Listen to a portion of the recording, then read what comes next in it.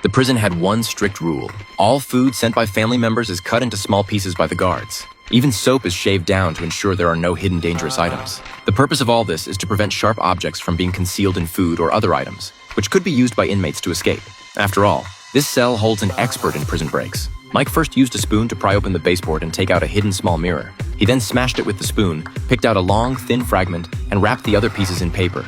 Just as he was about to flush the fragment down the toilet, a guard suddenly barged in for an inspection. Without hesitation, Mike swallowed the fragment. Every prisoner had to undergo a body search and stand by the door. After the search, the guard began a thorough inspection of the cell. Worried that the glass shards would be discovered, Mike took the opportunity to flush the toilet, sending the fragments down the drain. The guard, hearing the toilet, was furious, but Mike calmly claimed he had accidentally bumped it. The guard obviously didn't believe him and searched every nook and cranny, but ultimately found nothing suspicious. Once the guard left, Mike took out a thin string and a toothbrush. He securely tied the mirror fragment to the toothbrush and extended it out of the cell's peephole to observe the guard's movements in the block. By rotating the toothbrush, he could monitor the entire corridor without any blind spots. This makeshift periscope was crucial for their upcoming escape plan. One inmate was responsible for watching the door, while Mike skillfully dismantled the bed leg. They moved the cardboard boxes in the corner and used a spoon to pry open the floorboards underneath. Then they wrapped the bed leg in a handkerchief and began chiseling the cement below. To cover the loud noise, they had bribed the inmate next door to break his toilet so that the sound of repairing it would mask their chiseling. At this point, Mike's accomplice noticed two guards approaching, but Mike didn't slow down at all. As he said, it was too late to hide now. They had to go all in. The two guards walked by without stopping. After all, they had just been thoroughly searched, so this was their safest moment. After repeated efforts from the group and over an hour of work, they finally broke through the floor. Mike then lit a piece of paper and dropped it into the hole. With wind blowing in, this indicated the hole was connected to something, but to where, no one knew. They then dumped all the rubble and soil into the hole and decided to investigate it that night. After finishing, they restored the floor to its original state. But how would they deal with the guards' nightly inspections? In the evening, they made two dummies out of cardboard boxes and tied the arms and thighs to strings. By pulling the strings, the boxes would mimic body movements to fool the guards during their rounds. Inspection time soon arrived. The two quickly hid in a blind spot. Success or failure hung in the balance. The guard had to confirm the head count through the peephole. A few inmates waved their arms, but one had his head covered while his body writhed from time to time. The guard didn't notice anything unusual and left after closing the peephole. It seemed their cardboard dummies and string pulling technique were coordinated well enough to trick a guard who wasn't looking closely. Next, Mike took out a spoon and unscrewed the table corner, taking out a hacksaw blade from inside. They lifted the floorboards in the corner, revealing the hole they had dug earlier that day, and the two climbed in one after the other. Their accomplice in the cell lowered a rope with a stone tied to it, then covered the floor back up, with the other end of the rope tied to another accomplice's ankle. This way, when they returned, they could signal with the rope. Below was a cellar.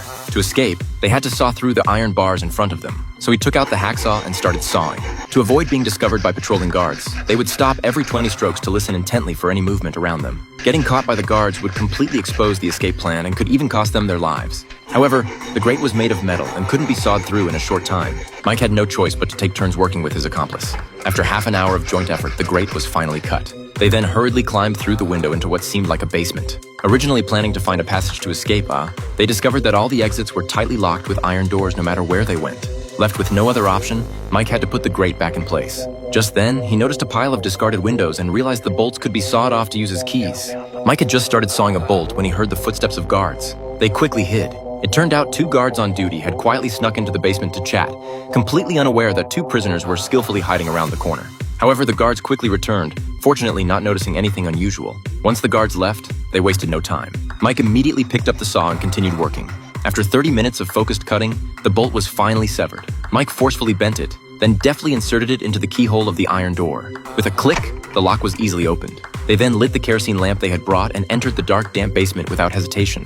Although the kerosene lamp's faint light wasn't dazzling, it was enough to illuminate their path forward. They soon discovered to their delight that all the door locks here were the same. With the help of their master key, they easily found the iron door leading to the sewer. However, they hadn't anticipated that this door would have a spring lock, rendering their master key useless. The calm Mike quickly thought of a solution. He carefully lifted the iron door and used the key to prop up the lower end of the hinge. He then took out the hacksaw from his pocket and laboriously sawed through the upper end of the hinge. Following the same method, he dealt with the lower hinge, removed the master key, and pulled out the severed nails. Just like that, Mike easily removed the iron door. Seeing freedom right before their eyes, they didn't rush to leave. Instead, they took a match from the matchbox they had brought, broke it in two, and stuffed it into the gaps of the hinges. Then, using the master key, they forcefully hammered the match to perfectly merge it with the hinge. After finishing all this, Mike crawled inside and rehung the door. He had successfully removed the iron door while also cleverly disguising the scene, ensuring that even if the guards came to inspect, it would be difficult for them to notice anything abnormal. The two entered the sewer with excitement, but unfortunately, the passage was sealed with thick cement. The cement was very sturdy and ordinary tools were useless for chiseling it. However, the cement used on the nearby wall was low quality and could be scraped off with a bit of effort. Mike said it would only take a few days to dig open the passage and they could officially start tomorrow. At this point, dawn had arrived and the guards were about to conduct room inspections, but they hadn't returned yet. Their accomplice anxiously shouted into the hole. Fortunately, Mike ultimately made it back. After properly disguising the scene, he and his accomplice quickly laid back in bed, pretending to not be up yet. The guard didn't notice anything unusual. After this incident, Mike realized an important issue. They didn't have watches and couldn't keep track of time. If they had returned 10 seconds later just now, the plan might have failed. To avoid being discovered by the guards, they had to find a way to get a timer to conveniently keep track of time. Therefore, one of the accomplices pretended to see the doctor and took the opportunity to steal 2 glass bottles. Then when the guard wasn't paying attention, he grabbed some sand and put it in his pocket. Although he knew they would be searched every time they entered or left the cell, Charlie still decided to do it. Since sand couldn't be used to dig a hole and escape like an iron bar or spoon, the guard wasn't suspicious and let him return without issue. With the materials in hand, they quickly made a simple hourglass. After testing, Mike discovered that each time the hourglass emptied, it was exactly half an hour. With the help of the hourglass, everyone could roughly keep track of time. Soon after, Mike and his accomplice brought tools to the sewer. They first built a simple platform with wooden planks, then put down the hourglass. They drew a circle on the wall and began chiseling. Sure enough, the cement quality here was poor. The two quickly chiseled off a large chunk of the wall, exposing the bricks inside, which became their biggest obstacle. Mike took advantage of the break to modify the bolt into a key. Then he checked the time and saw it was already 2 a.m. Time to change shifts. He pulled the rope to wake up his accomplice. It happened to be time for the guards' rounds, and they once again fooled them with the dummies. Then Mike took the teammate changing shifts to the designated location. After telling them all the precautions, he turned to go rest. The other 2 accomplices also began their work. 3 days later, the escape tunnel was almost dug through. But just as the accomplice was busy digging, the entrance suddenly collapsed and he was instantly buried in the debris. Seeing this, Mike immediately rushed over to rescue him.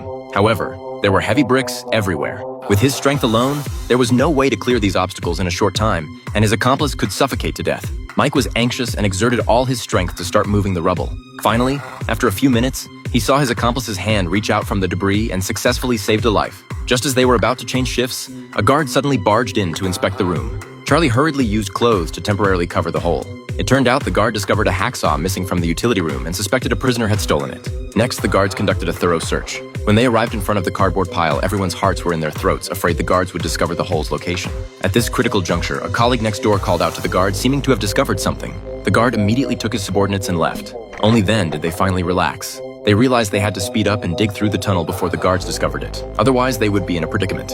So they worked even harder, not wasting a single second. With the joint efforts of the two, the wall was finally broken through and the path to freedom was right before their eyes. They sped up their actions. Shortly after, the entrance opened. The first accomplice crawled out, followed closely by Sean. Following the sewer, they quickly found a ladder and eagerly climbed up. When they emerged, they were already outside the prison and had truly successfully escaped. Seeing the taxi in front of them, they couldn't wait to get in and flee this place of right and wrong. However, they understood they couldn't do this because there were still accomplices who hadn't escaped. They decided to act together. So they quickly told Mike the good news. After discussion, everyone decided to carry out the escape plan that night. But at this critical moment, a guard suddenly barged in and told Sean that the warden wanted to see him. This news wasn't pleasant, and everyone worried something unexpected would happen.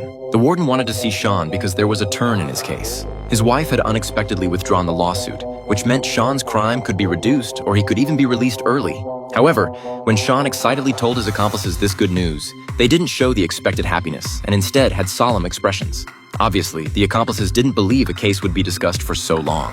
Sean must have talked about other things with the warden, but Sean's sincere demeanor made it impossible for them to doubt him. After the guard finished inspecting the room and left, everyone began preparing for tonight's escape. After saying goodbye to each other, the accomplices started to move the cardboard. But at this moment, an unexpected change suddenly occurred. As Paul was observing outside, a group of guards suddenly appeared at the door, staring at them in unison. Instantly, everyone understood. Sean had betrayed them. The accomplices rushed forward wanting to give him a beating, but were forcibly pulled away by the guards. No matter how they struggled, it was all in vain. In the end, their escape plan had completely failed. Although Sean's wife withdrew the lawsuit, he had injured someone after all and had to serve at least 5 years. If he wanted to be released early, he could only rely on the warden. This was why Sean chose to sell out his accomplices in exchange for trust. Later, Sean was transferred to a new cell. Actually, before he arrived, Mike and 3 others had always been together and had long planned their escape. However, Sean's sudden addition disrupted their plan, forcing them to temporarily halt their operation. But delaying wasn't a long-term solution. The longer they delayed, the greater the danger. In the end, the 4 decided to tell Sean the plan. After all, he was in the same cell as them and would find out sooner or later. But no one expected that what ultimately awaited them was Sean's ruthless betrayal. The human heart is truly difficult to fathom and guard against.